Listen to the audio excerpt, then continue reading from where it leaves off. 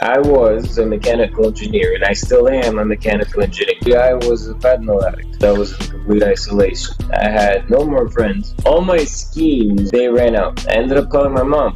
She let me go through withdrawals there, and then I went into rehab. That was over 3 years ago then.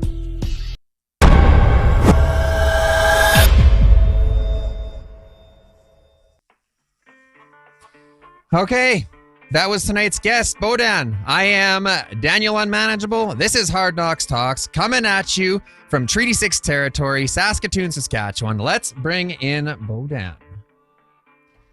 What's up, man? Well, thank you, Daniel, so much for having me. I was very excited to be on this show. I seen how many supporters you have and the kind of show you lead. I was pumped, man. So I'm very excited to be here. Awesome.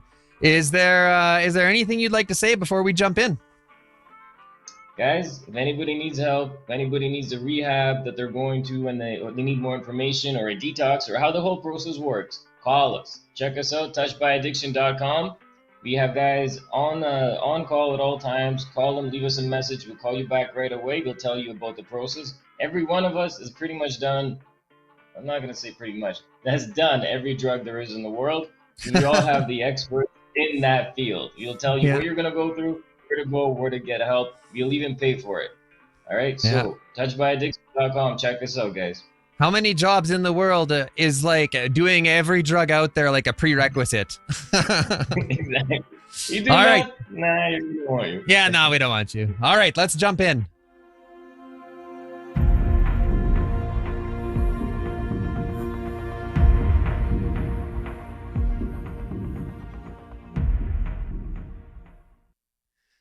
Okay, before we get started, I just want to let our audience know that tonight's live production is brought to you in part by the Elizabeth Fry Society of Saskatchewan and Prairie Sky Recovery Center. Okay, my man, let's start at the beginning. Why don't you tell us a little bit about your story? What was it like growing up? I would love to. So, Dan, up to the age of 10, I lived in Ukraine, in Lviv, Ukraine, very western part, and a very patriotic part of Ukraine, right? It was a poor area, obviously, but again, everybody was poor, so you didn't really see the difference, right? It's not like it is here where you can notice these things. So I grew up thinking we were good. At the age of 10, in 1998, my dad decided to move us to Canada. We moved to Chatham, Ontario first, and then we moved to Toronto, Hamilton. Hamilton's basically where we settled, and I ended up going to high school at the age of 14, and I remember I didn't barely spoke English, right? My go-to line was, "Can you play soccer?" That's how I was trying to make my friends, and sometimes worked, sometimes didn't. Then my vocabulary grew, and I started going through high school. Grade 11 or so, I built up a circle of friends who are also fellow Ukrainians that are at this background, recent immigrants, the same kind of even economic or social status. And I love that. I had about a dozen of these guys that are considered like brothers. So I graduated high school, and then I didn't know what I was going to do. Like, was there any substance use at this time? Like, was there any drinking at home or anything like that? So I never liked weed. Never, like I tried it a couple of times, but for me, it gave me too much paranoia. I didn't like it. Alcohol, me too. Since vodka was the one that was accepted even culturally. You're not a man if you don't drink, kind of thing, right? So we would we even have vodka Wednesdays, where except you put the V and the W, you split them up. Where no matter you got work the next day, no matter school, everybody gets together, we bring the bottles, we drink, right? Vodka Wednesdays with a very tall. But alcohol was definitely rampant. But you know what? At that point, I didn't even look at it as any kind of a problem. Who does? High school, end of high school, beginning of college, you don't really, you think everybody's doing it. It's binge drinking. Who cares? I do remember that the feeling I got from it, I remember I was like, one day it was like, okay, you know what? Since we did like Vodka Wednesday, we could also do a little bit of like a Thursday thing. So let's introduce Thursday as well, right? And then the weekend's not that far, man. It's Friday. Let's might as well continue. And then you have like 4-day bingers, right? But I left it more for the sense of community and everything about it, right? Mm-hmm. Now, and the funny thing is, you'll discover shortly, my thing was opiates. It wasn't even alcohol. So, Mm-hmm. but yeah, so I went through that and kind of I went into college. I graduated with a diploma in mechanical engineering technology. But I always had this underdog mentality. I always wanted more. So I worked for a year. At this point, my life was great. All I was doing is I was smoking and I was drinking on the weekends, maybe twice or three times during the week at bars with my friends. Maybe it was a little So excessive. vodka Wednesday, thirsty Thursday, fucking Friday, and then. But other than Pretty that, there much. was not. Other than that, it was fine. It sounds bad, but yeah, it was. I remember my buddies asking like, "How the hell do you have the money for all this?" Like you're constantly going out, right? And it's true. All the Mhm. money I was making, I was spending at bars, right? So, but yeah, and then after that job, I remember 10 months in, I'm like, you know what? I don't want to take orders from an engineer. I want to become an engineer. So I take off. I take off to Thunder Bay, and of course, you get like this party house. There was five of us living there and all the residents and the schools are there, our house, and then on the other side, the few bars and like one strip club, whatever was there. So Mhm. our spot was perfectly on the way, on the route to there. So it was like at the Morons, man, everybody would pop in. Great parties, crazy parties, a lot of drinking, a little bit of coke, but the cocaine there was so bad. This is going back years and years, that the guy would be selling it to you, saying, "This is garbage, but it's all I got. Here's give me $100 for a gram." I've Yeah. never, and this is the first time in my life have I had a dealer tell me that his stuff is garbage. Everybody Mhm. always says it's the best. First time in my life, this is garbage, but it's all I have. You'll never get it anywhere else. Okay, I'll take it. Uh-huh. But yeah, so again, a little bit of that party thing, but honestly, school was so difficult, mechanical engineering, got me so busy that there was very little time for it.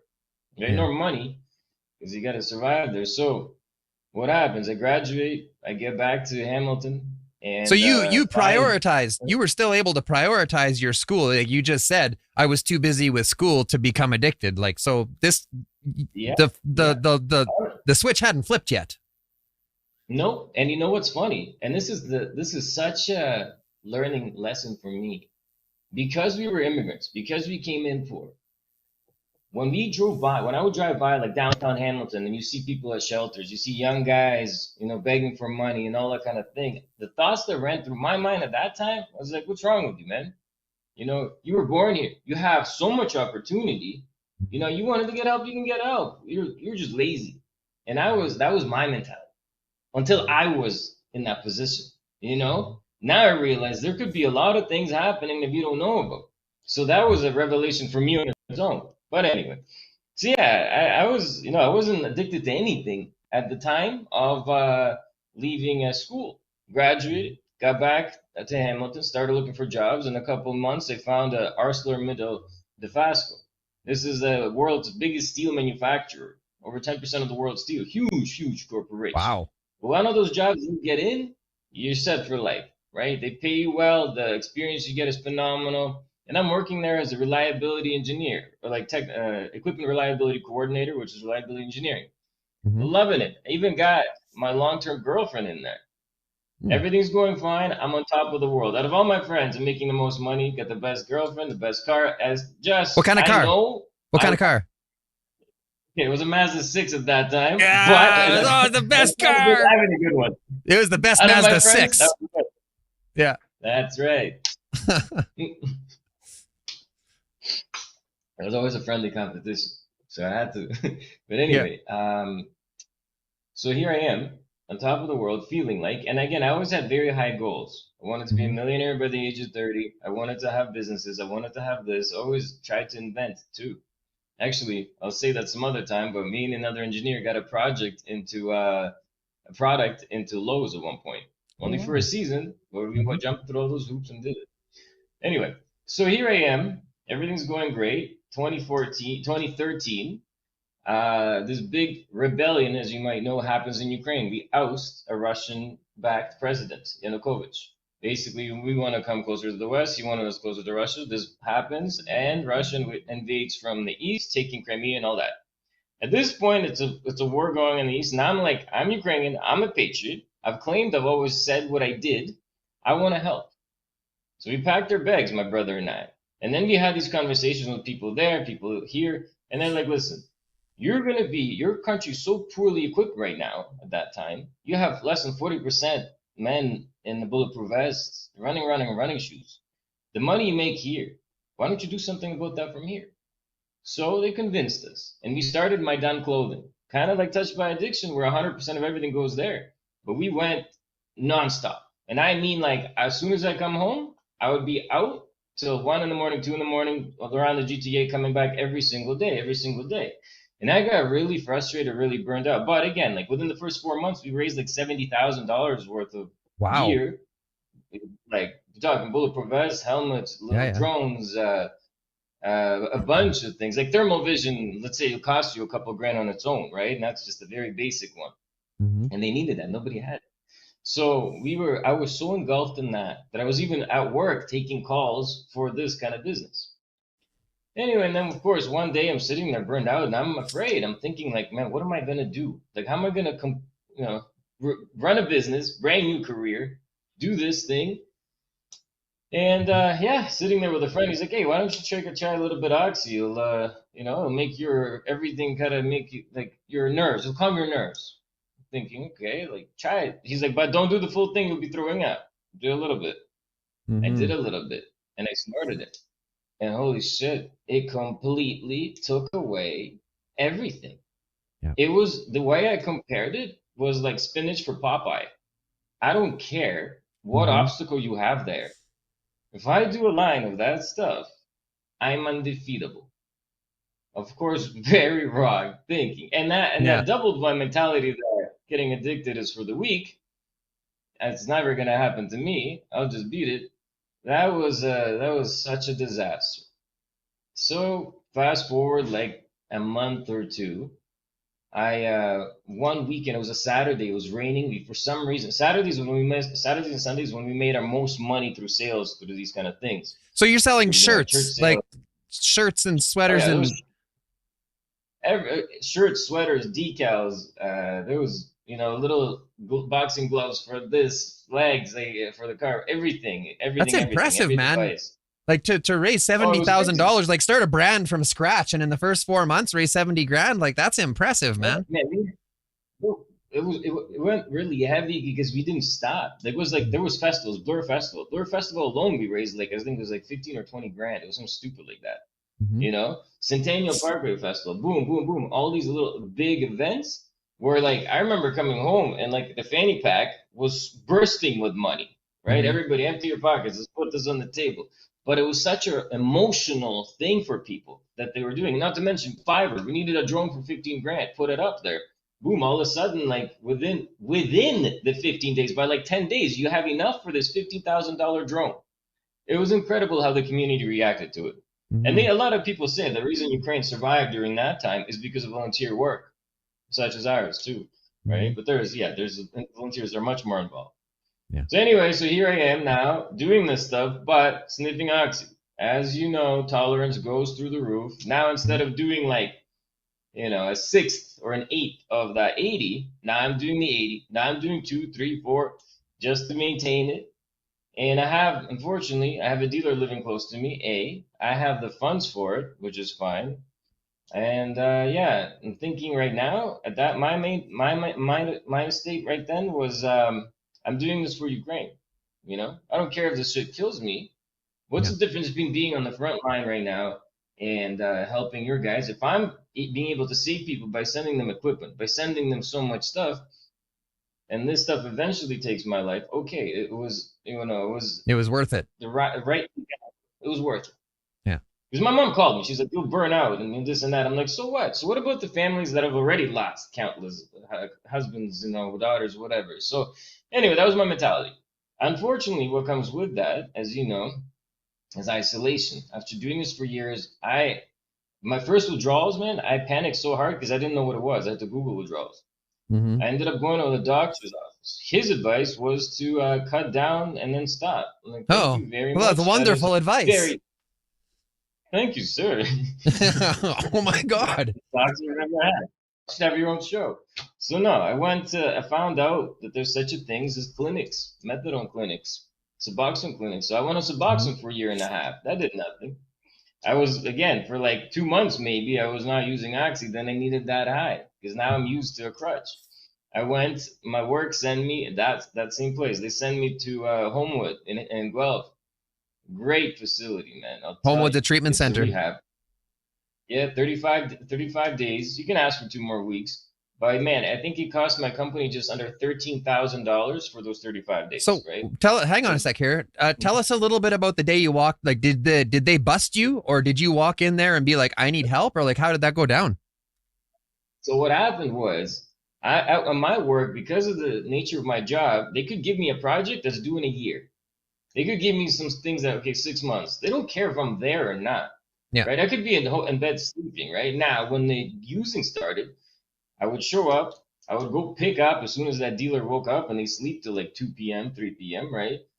I would pick up, and I'd go home and use and sleep and chill in bed. So these projects start piling on, and I am not doing them, right? So then eventually, like, anxiety kicks in too. So I'm started coming in high at night, trying to catch up on some shit, but I see that it's not going well, and I see that, like, if, for example, the day that I can get Oxy, I'm going withdrawals, I have to call in sick, and that's making me look bad, right?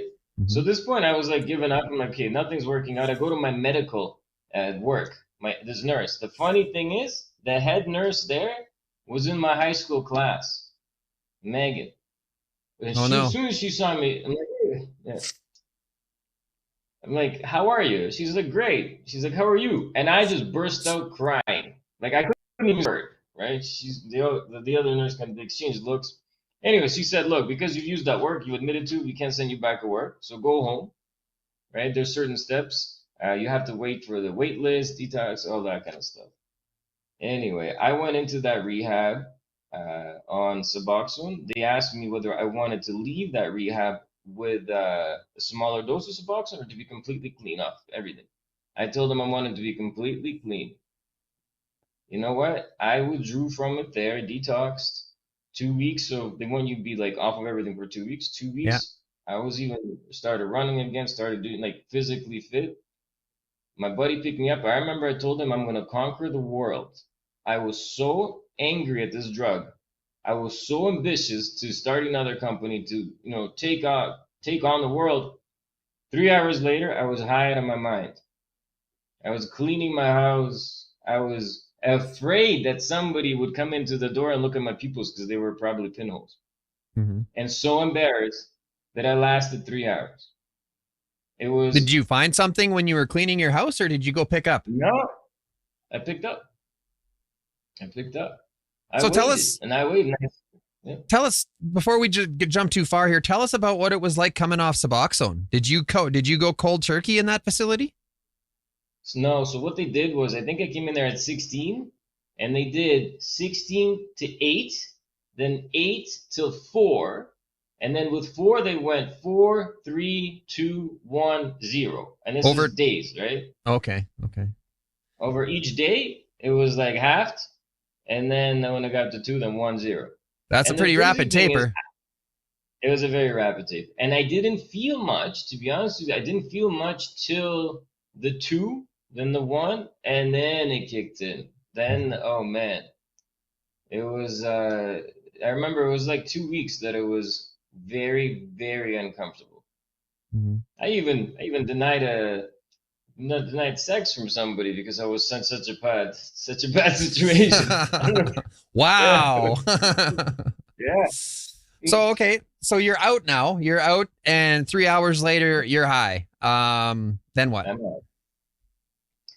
So again, now I first of all, what I didn't mention right before, I rode off a car. I was in an accident. It was too high.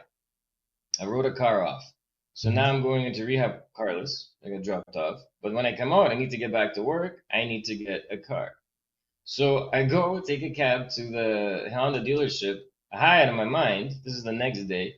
All I know is that I want a black car. I want a car with tinted windows and auto starter because I don't like being cold in the winter. So I don't remember the process. But all I know is that I had to come back Saturday. I come back Saturday because they called me that the car was ready. And honestly, I had no idea what car I bought. What was it? I had to, it was a Honda Civic. It was there's like LXEX or whatever. It was the one right before the Touring. Yeah. So I had my tinted windows. I had my auto starter and a couple things that it has. But again, it was cost me 28,000. I think that's what I financed it at. But it was weird to me that I'm showing up here and it's not like I'm some millionaire that shows up and randomly buys a car. Okay, I don't know what it is, whatever. But yeah. It was. My life was a mess. Like it was a mess from where I left it off. It's almost like that rehab didn't happen, right? So again, now I'm starting to use periodically. My ex comes back into my life trying to help me, and because I was using her car, I would drop her off at work, and then pick her up at work, and she's like, "Look, but you have to be honest with me. None more of these lies." So I'm like, "Okay." I'm like, so she's like, "Anytime you use, you have to tell me about it." I'm like, "Fine." So day one comes by, I pick her up from work. She's like, "Did you use today?" I'm like, "I did." She's like, "Well, that's great. I'm happy you're honest." Day two comes by. "Did you?" "Yeah, I did." 3, 4, 5, I did. Now it gets a little irritating, right? Well, listen, we can't keep playing the same song and dance. So eventually, I started on methadone. I thought that was going to be my solution, which was not. I went on methadone for about 2, 3 years. 2 years, I think 2.5, something like that. And by this point, I had lost everything. I was back on, I think it was like 4 or 5 months behind on rent. And I was living in my buddy's place. Like his uncle lived downstairs, I lived upstairs. It was a disaster. I had a bunny. I was so lonely, I fucking bought a bunny, a rabbit. Bonita, I called her. Bonita. But like, I was in such a wreck. Oh, and sorry, during the methadone time, I switched to fentanyl. The last year and a bit, I switched over to fentanyl because I couldn't afford oxy anymore. $40, $50 a pill as opposed to 30 for a for a So are you pint. working? And Are you working at this time, or are you not? no. So after that first rehab, I worked a little bit, but it went right down because I relapsed so soon. They noticed it. And I quit. I didn't want, I know I was on the verge of getting fired probably because my performance was going down, but I quit. I walked away from that. During this time, while on fentanyl, actually, I found another job called engineering. Fuck, what was it? It was engineering, technical sales engineering. It was paying phenomenal. It gave you your car, it gave you a laptop, phone, gas expense, everything. They liked my personality. So they're like, we'll hire you on. Went through 3 interviews, killed it. Was working there for a few months, but again, just because my withdrawals would kick in. The dealer wouldn't be there the night before. I would have to make up some stupid excuse, take off when I'm supposed to be working, or not showing up because I'm shivering in bed, right? Can't get out. I lost that job. That really hurt me. And then one day I'm sitting at the methadone clinic and I'm literally feeling beat. Like completely, I have no other options. I have no money. I'm suicidal. I'm very Christian, but I'm suicidal at this point. There's nothing on for me. I went like the first New Year's that I was on drugs, or so right before the first one, I was at a chalet with my best friends. There was inside pool, everything. It was phenomenal time. Exactly a year later, I'm laying in my bed by myself with my phone not ringing. A year later, my best friends, I consider them brothers, they completely dumped me to the point where I'm seeing them on Instagram, on Facebook. They're all together, having the greatest time of their lives, and not a single person called me. Not a single person, just to wish me, hope you're okay. Are you, do you need anything? Nothing. And that lasted like that. And that really hurt me, that isolation, right? So anyway, fast forward a bit, I'm in the methadone clinic sitting beside one guy, and the guy tells me, he's like, "Hey, why don't you try Teen Challenge?" I'm like, "What's Teen Challenge?" It's a long-term program. He's like, "It helped me." And I'm thinking at that moment, I'm like, "Oh fuck, you're sitting in a methadone clinic right beside me." He's like, "Well, I was sober for years, but then I slipped up." I'm like, "Okay, tell me about it." He told me, he's like, "The Holy Spirit lives there." And again, I'm thinking methadone clinic, guys talking like that. I don't know, not the highest kind of clientele here. But you know what? I looked it up. Found one in London, and did the process. Withdrew at my parents' house. That's when I was my lowest, when I just completely gave up. I called my mom. How was that conversation? Well, How was that conversation? that's the thing. they thought, they knew I had a drug problem. Obviously, I had to move out. Yeah. There was an incident, I can't even talk about this, but before that, why I had to move out is I was so high, I accidentally unloaded something in the house that shouldn't have been unloaded in the house, and almost could have potentially hurt some. But anyway, when I did leave, they knew that I was trying to get better and I was dropping down to methadone. They didn't know that I was replacing this methadone with fentanyl, right? So they had no idea. They knew fentanyl existed, but they had no idea I was on fentanyl. They thought I was trying to get better by dropping my methadone. Mm-hmm.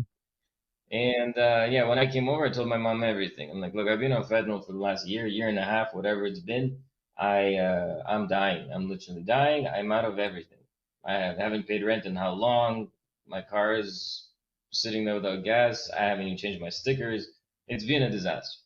She said, okay, like you're calling Teen Challenge tomorrow. You're getting an intake date. Till then, you can withdraw. They wouldn't leave me alone. They would not leave me alone for a minute.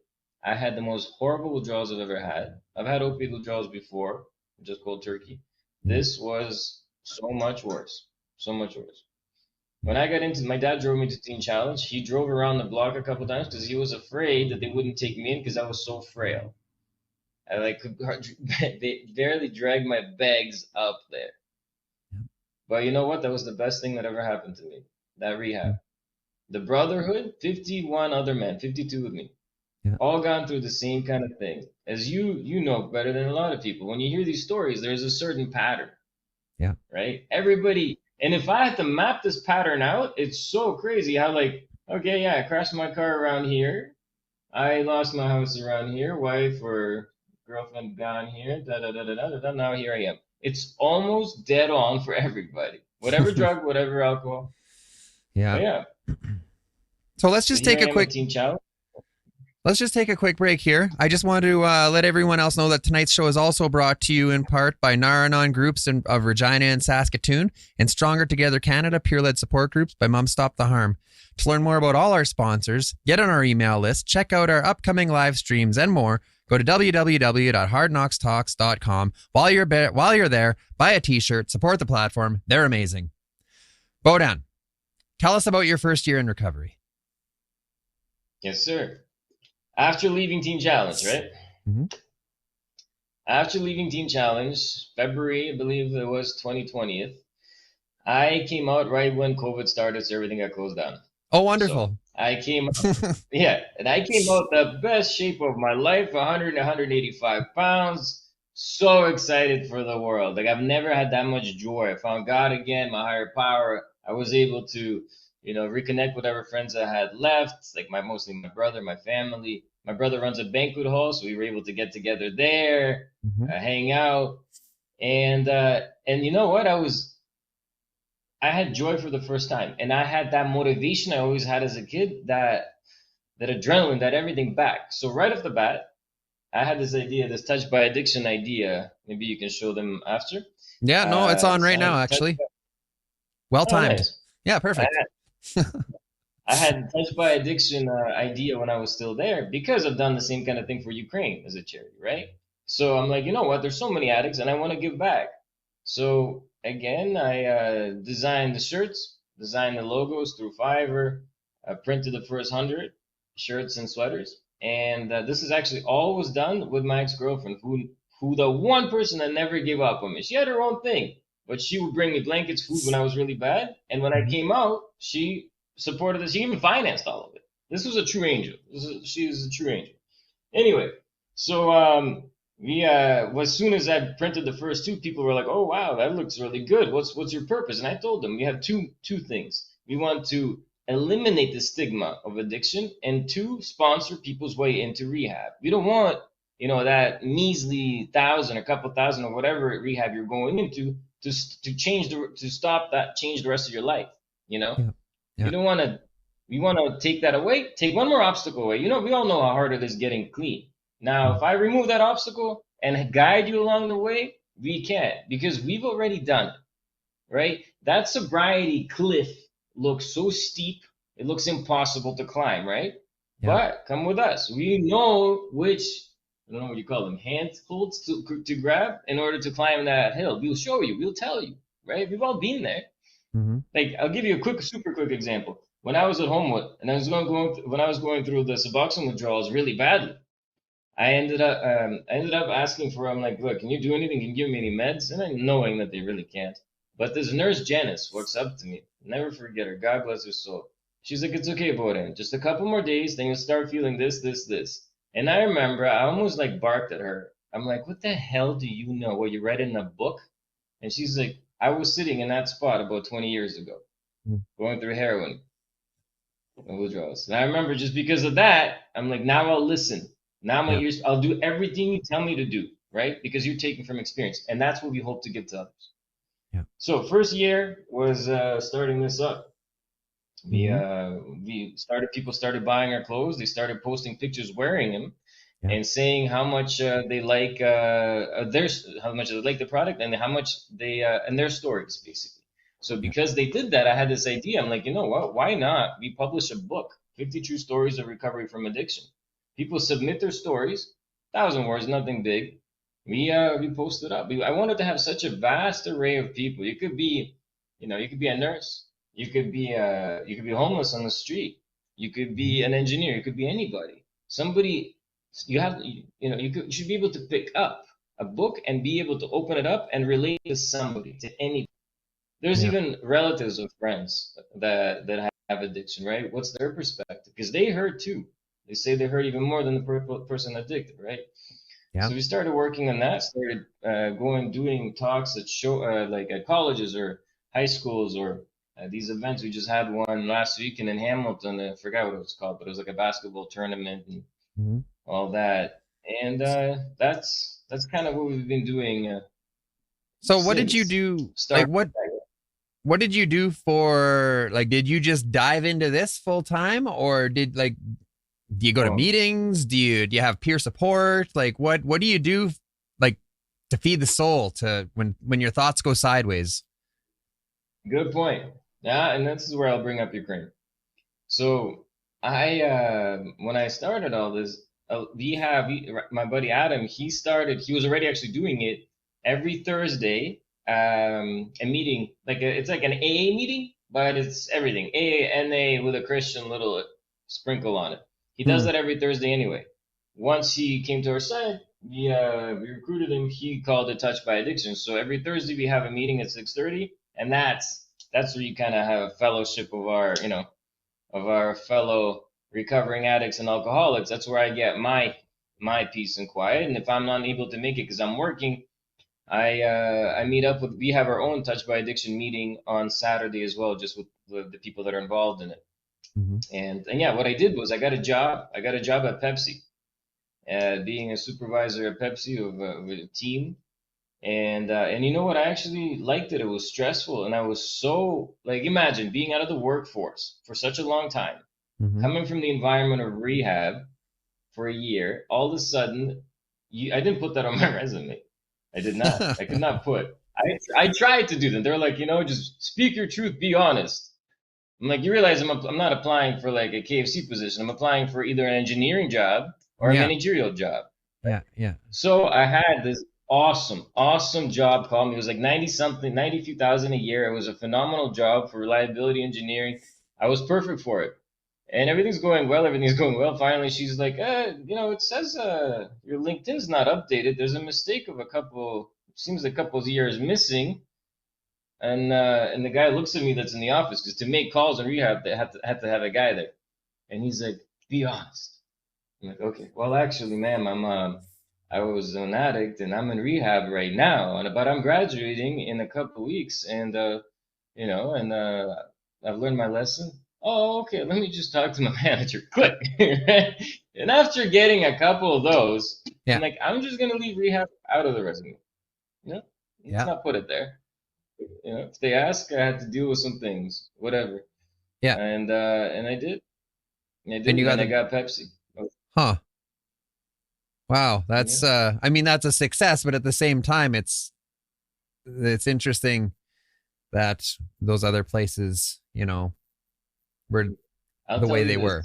Maybe that's the thing. If you are, and maybe the right thing to do was for me to get something like I don't know, I'm not going to say lesser scale job or maybe a lesser paying job. Maybe I should have went into construction to kind of ease my way into that. Maybe. Not such a But decision those questions would heavy have come up. position. That's the thing, right? Yeah. And maybe I shouldn't have lied. Maybe I shouldn't have left it out. And because throughout my employment there, the entire time, I kept thinking, wow, maybe, I get a call from my manager. I'm like, oh, maybe they found out. Maybe they Oh found out. yeah. Maybe somebody, they went online, right? And at the first little bit, it was a little nerve-wracking. Then I got the hold of things and kind of picked up the pace, and everything was fine. Everything was fine. Now I'm at a different company that I'm very happy with. I left Pepsi, and I'm at a better company now. So, Yeah. then the war in Ukraine happens. Yes. I gotta tell you about that. I still have all my equipment in the other room. I should show you. Yeah. So what happened was the war began, and I was actually working a late shift at that time. And again, as you know, for months the Russian troops were piling on there, but even our own president told us it's not going to happen, not going to happen. So even though in their head we anticipated it might happen, it was such a shock when it happened. Such a shock. I remember going home numb. My mom, she called me. She was numb. Everybody was numb. So my immediate reaction was, okay, that's it. You're going. There's no way out of this. Like, remember, NATO gave the capital, Kiev, they gave them 48 hours max. I think at one point 72 hours, but mostly, let's say 48 to 72 hours max before they're overrun. And Lviv, the city I'm from, kind of one of the western cities, 28 days max. Meaning Russia's going to take it off. That's it. So I decided I'm going. And that Saturday, I was having a drink with a friend, and a friend of mine, my ex, actually sent me this link. She's like, tomorrow in Toronto, there's gathering volunteers that want to go and fight for the International Legion. And so what time? 2 o'clock? I showed up 2 o'clock. It wasn't an information session, it was a sign-up session. So I signed up. And I remember driving home that day from that Toronto thing. I almost had to pull over because I was nauseous. Because I'm like, this is real. Yeah. We're not going there to sit in some office. Have a conversation. We're going there to potentially die, right? Yeah. You have to sign sheets where you're like, you might not, in case of death or injury, I even touched by addiction. I wrote it off to Ryan just in case I don't come back from Ukraine, right? But like it's one-way ticket. So through within that time, I realized I don't even have a passport. Mine's expired, so I had to pay extra at the passport place.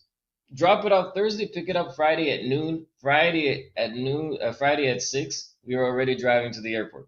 So Sunday signed up. We flew out Friday. Wow. And not even time to think about it. There was no time. That's the thing, even financially, like I had enough savings to, let's say, last me 6 months to a year, right? Because there, if you're at the front, you're getting paid around, let's say 3,500 American on average. If you're not in the front, meaning you're at the training camp or anywhere around, you're getting paid about $1,000 American a month. What's $1,000 American going to do for what I have in my car? Like, these kind of things. I wouldn't be able to keep anything like that, my payments and stuff like that. So again, I had my savings to count on. There also, soon as you got to the National Battalion, landed there, slept in the night, woke up, they told us that there is contracts now in place that you have to sign for the rest of the war. And we were like, well, why wouldn't anybody mention these contracts before we flew out? Like, would have done it differently. They're like, yeah, no, you're either in, you're out. We're like, what if the war ends in 10 years? Well, you're fighting for 10 years. That's great. Appreciate that. So I'm gonna find a battalion that's not like that. So half of us left, half stayed. And we left. Thank God we were able to join a different battalion. Mm-hmm. All right. I wasn't even technically supposed to join the battalion. And Canada in America doesn't view them as the best lights. That's all complete propaganda. They're not what people say they are. Anyway, the crazy thing is about 5 days after leaving that base that we left got hit with a rocket strike. And I don't remember the official number, but it was at least 42 dead. And seeing pictures from buildings just flattened, right? Did you want to get high? My guys, no. To be honest with you, no. To be honest with you, no, not get high at all. So what changed? It was such a, I'll tell you this. Okay, the comparison I describe to people, it's like drawing, that Doctor Strange circle, walking through a different reality. Yeah. There, people have real problems. Okay? There, you were afraid to go to bed because you might not wake up because you're gonna get hit by a missile, you're gonna get hit by artillery, whatever you're gonna get hit by. Here, we create some issues if you don't have issues, right? Oh, the way that guy looked at me, the way that girl, this kind of thing. Like these aren't even real issues, but we create them. Even myself, I was so pissed. There was moments there where I truly was worried for the next night. Are they gonna hit us tonight or not? And I remember what kept going through my mind. I'm like, shit, man. I used to worry that the Pepsi trailer was late and we might not get enough boxes of chips on board, and then the customer's not gonna be happy. That's the kind of things that bothered me. So I would bring it home, worry sleeping. And I'm like, none of that matters. None of that matters when you're about to die. I'll tell you, we're at death's door, death's bed, whatever. Do you think you're going to worry about, oh man, I left early that one day? About chips or leaving early at work? Or, what's my manager going to think if I say, none of that is going to matter. And that was such a big regret for me that I'm like, why I wasted so much time worrying about these things, right? So we went there. We joined another battalion. That other base gets hit. Thank God, our guys they survived. We start training with them. Intense. You get moved to Kiev. There we have with me some guys that are from Swedish, Norway, and America, and they only speak English. And unfortunately, they're experts in their field, and there's nobody else is bilingual. So I follow them everywhere they go, and I am the translator for all these guys. I was surprised that nobody out of the guys there knew how to put on even a tourniquet. So we drilled them how to if you see a wounded soldier, what to do. You take away his grenades, take away his guns. So in shock, you might not think you're the enemy, blow you up, right? How to heal them, how to do all that. That was drilled into them. Same time, I'm there and I have a Canadian connection, right?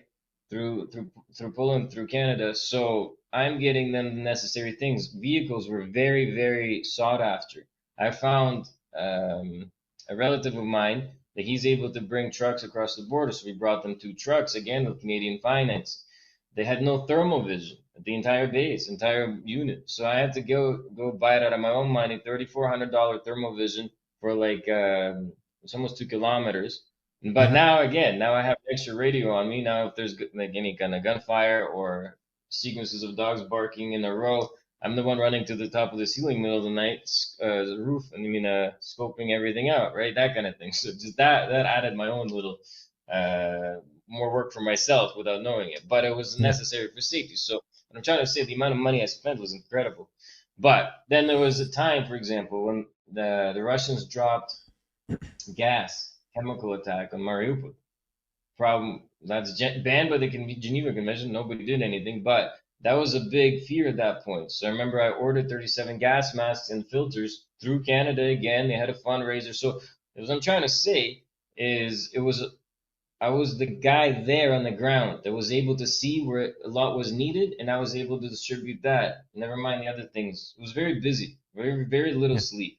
So you weren't fighting then. You weren't fighting. You were bringing supplies. You were doing translations. You were doing on the side of being in that camp and moving from camp to camp and doing whatever was necessary, right?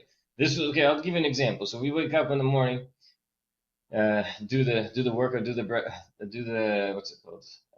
Have breakfast, and then I'm expecting that now they're gonna tell us what we're gonna do that day. Instead, you got a call, you have to go pick up this truck from your relative. You're gonna go pick up this truck. So all this stuff is happening during that. I didn't have to provide the gas mask or atropine. I don't know if you heard of that. As soon as you inhale any gas, you go to elevation, you inject yourself 2 mils of atropine, and you survive it. There was nowhere in Ukraine we could have found it, at least no Western Ukraine. So we ended up ordering a full skid of it from Canada. But yeah, it was we went there to train to fight. The problem is, at the very last day, this is what, like almost 3 months in, they lined us all up at their base, their final base, and they said, now we've been engulfed by the Ukrainian army. And before, the reason we went there is because it was contractless. You didn't need a contract. To fight in this battalion, you didn't need a contract. The last one left. Mm-hmm. Now they said, okay, now we've been engulfed with the Ukrainian army. So now the rules are, if you're a Ukrainian citizen, which I'm not, you are signing till the end of the war. If you're a foreigner, which I am, you're signing for 3 years. And I asked, I pleaded 6 months to a year. This is what we can do. Financially, I'm going to come back to Canada homeless if I come back. I can't do that. I can do that time. And yeah, well, every foreigner, like the Swedish, Norwegian, the Americans, everybody left at that instant. They did not want to do the 3-year thing. Now I know from what I hear, things are changing. But yeah. So when you came back, now from what you just told us, when you said that, people over there, they have real problems. In a way, did that change your perspective of how your day-to-day life is now that you're back in Canada? 100%. 100%. Like, look, there was times when we just got to Ukraine, Lviv, and we wake up in the morning, you hear boom, boom, boom. We look outside, black smoke, right? Because, like, even when we just got to the very western part, these Russia attacks all over. Putin sends missiles everywhere, right? So you constantly have that air siren constantly going off, get to shelter, because there's air raids all the time. These people live like that. Now, when I come here, you look at how much people don't appreciate anything. They live in peace. Like, even the fact that you and I are talking right now, and I don't have to worry about a missile coming through my roof right now and taking me out. Mm-hmm. Even that. Or the fact that I'm able to speak my language freely, fly my flag freely. Like, all these things, man. Or even simple things like during war. Some things I didn't think about before going there. All of a sudden, the missile lands and your sewer systems is all blown up. Now the disease, the smell, like you have no running. They blow that. You have no running water. And it's just all this kind of stuff. Blocks. Oh, it's areas at a time. So it's a terrible thing. Right now, but we don't have to worry about that. Mm-hmm. You can send out your kids playing in the field. You don't have to worry about it. It's mined. How many people are blowing up right now in these random areas because kids are just touching things and they were unexploded armaments? Like, it's yeah, we truly here we have it so good, and we don't appreciate it. And you know what the scariest thing I'll tell you? The scariest thing is that even now, me being back for months, seeing all that, living like that, now I almost expect certain things. It's so easy to get used to something good. Mm-hmm. I bought a new mattress last week. Why? You think my last mattress was that bad? No, but I thought maybe I'll sleep better in this one. Did I have to waste that money on a brand new mattress? Absolutely not. Do you sleep better in it? Again, I haven't had enough time to measure that. So tell us a little bit more. Tell us a little bit more about what it's like now. You come back. Surely you were through some really challenging experiences. Has that thought to use come back to you at all, or did being over there sort of solidify your recovery? So being there, it was awesome. I was around the same people, the same mentality. And I mentioned this before the interview, that I met people that have had addiction in their past, but they would never bring it up. Never. In like Eastern European communities here, for example, churches, whatever, nobody brings that up because that's very, very frowned upon, right? Oh, drug addict, the worst thing, the worst. When I brought that up first, then slowly people, come for a smoke, and they would start opening up. Oh, I had the same kind of thing. Here, look at my arms, look at my, what's it called, rail tracks. They were injecting. All that kind of thing. Then they open up. And then you start talking. I mean, as I told you, Daniel, I ended up talking to one of the soldiers' dads. Because he had disowned him, right? He disowned him. Yeah. He was so mad at him. He's like, I can't believe he did this.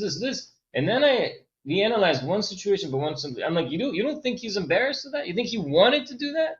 Like, you understand that this guy is going through probably the worst pain he's ever felt at that time, and he has no choice but to do that at that point. Basically, explain it like that.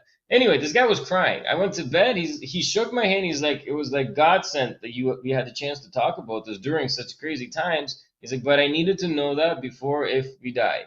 So he went to bed crying. All right, I went to bed like by the time I passed out, he was still crying. So I don't know how long he stayed up crying. But even after that, he constantly shook my hand. He's here now. Calls me. It's insane. I was able to talk about that. But yeah, I'll tell you this. I'll be straight honest. The second I landed, I called a dealer. If that was still the same number, or I don't know, if maybe the phone's off, whatever, that the phone number doesn't work. If he had picked up, I probably would have relapsed. So when you landed back in Canada, yeah, you called a dealer. Yeah. Yeah. Was that premeditated? Were you like, I can't wait to get back and I'm going to get high? Or was it just like you went on to autopilot? Or tell us about that. It wasn't premeditated because I can't tell. I don't remember on the plane thinking like that. I don't remember thinking like that on the plane. My brother picked me up and we were laughing, we were talking, everything was fine. I think it's when my brother dropped me off at my place. Mm-hmm. When I entered my place, it was all alone. And I think that's when it kind of hit me. Yeah. I don't know. I'm alone. But that's part of the reason I really enjoyed being there. That brotherhood, that common goal, that purpose. And that's another thing it's very different here. That's what I like there. There, there's no gray. There's white and black. You wake up and your plan is to train, to fight, to survive, to kill the enemy. You have good guys, you have bad guys. Here, everything is like a gray zone. Everything's a gray zone. Mm-hmm. And you lose that kind of lack of purpose. I don't I'll be honest with you right now. Where I'm at right now in my life, if it wasn't for Touched by Addiction, I wouldn't have a purpose with my job. You know, what's my purpose? To eventually move up to manager, director, that. I don't really want those jobs. I'm happy where I am with that. That's not, I don't want to make cookies for the rest of my life. Mm-hmm. So, if it wasn't careful, your boss might be watching. Imagine. Yeah. Fuck. Yeah. And he knows it. Or he will know it. Whatever. I'm honest. But yeah, like there, the purpose was so clear. So clear. Now, I feel like it's missing you. Mm-hmm. And I think that's what it was. Realization coming into my place and realization that I no longer have this purpose, that I'm back to this lifestyle we have in Canada where it's like kind of like chase the dollar lifestyle. This grind. And I keep hearing it. Now there's a lot of refugees coming here and they come here with no money. Okay? They're poor, or some of them, but anyway, most of them are poor. When they come here and they realize, I've heard this from Serbs, Croatians, Ukrainians, everybody, the Indians at work, that it's like a grind to the retirement, then you're dead. Yeah. Seems like level of happiness is not the same. They're poor. They're under war right now, and it was almost like on that emotional level, everybody was chasing the same purpose. It was happier somehow. I don't know if that makes sense or it's completely craziness. No, it makes perfect sense to me, man. Like I know, like until I found something in my life to dive into, that I had purpose, that I was being of service in a meaningful way to my community, that was like pushing something forward. Like I hear you, man. Like it was a challenge to find to get through a day and be happy. But now that I found that through this platform and, the opportunity to build connections, to build relationships for a cause, a common good.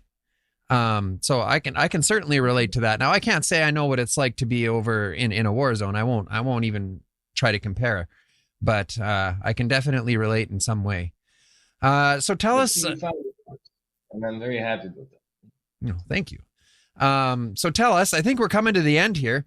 Tell us where we can find you. Tell us where we can find Touched by Addiction, where we can support in some way. Maybe we can get involved. Maybe we want to reach out for help. Tell us all the things. Absolutely. So we have a website, touchedbyaddiction.ca or touchedbyaddiction.com. Literally just Touched by Addiction. And we have Instagram as well, Touched by Addiction. Look it up on Facebook, Touched by Addiction Canada. Look, add yourselves to our group, and then every Thursday we post a link for those Zoom groups. If you have, join us. Also, if you would like to post anything, whether DM and Instagram, or whether on our website, one of the links is reach out to us, talk to us. It's all confidential. Go straight to me, and I'll assign the person that's the most qualified for that. Again, guys, everybody on the team has had almost a decade or more of drug abuse. Every one of us has dropped down to the bottom and came back out of it. Right? It's please, you're never feel like you're too dirty or too far gone for that. No, I felt like that. No, you never are. You never are. And normally, those kind of cases make the best stories of recovery, and then it's like an exponential thing where all of a sudden now so many more people get saved and clean because you got clean. You could be that somebody for that person. Awesome. All right, man. Well, thanks for joining us tonight. Thanks for sharing your story with us and your perspectives, your experience, strength, and hope. And we'll let you go. Take care, my friend. It was my pleasure. Thank you so much, Dan. Take care. All right. If you like what we do, jump over to Apple Podcasts, give us a review, give us a rating.